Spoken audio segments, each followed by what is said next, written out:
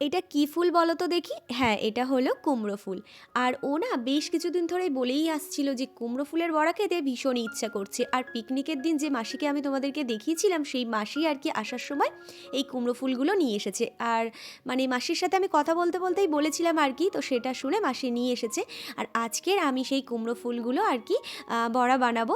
কয়েকটা বানাবো, তো খুব একটা বেশি আজকের বানাবো না, আজকে আমার হাতে সময়ও নেই, এক জায়গায় বেরোবো, তো সেজন্য করে ওই আমাদের প্রত্যেকের ওই দুটো করে পাতে পড়বে সেরকম আর কি নিয়েছি। এখানে বেসন নিয়ে নিলাম, তারপর লবণ, হলুদ গুঁড়ো, লঙ্কার গুঁড়ো, আর তার সাথে দিয়েছিলাম জিরের গুঁড়ো, আর দিয়েছি ধনের গুঁড়ো, আর সবশেষে দিয়েছিলাম কালো জিরে।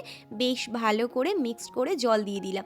জল দিয়ে ব্যাটারটা না বেশ ভালো করে ফাটিয়ে বেশ কিছুক্ষণ আর কি রেখেছিলাম, প্রায় ওই 10-15 মিনিট মতো। ওই যে তোমাদেরকে বললাম আজকে আমার একটু তাড়া রয়েছে, সেজন্য করে বেশি সময় আর রাখতে পারলাম না, রাখলে পরে না বেশ ভালো আর কি ফুলতো।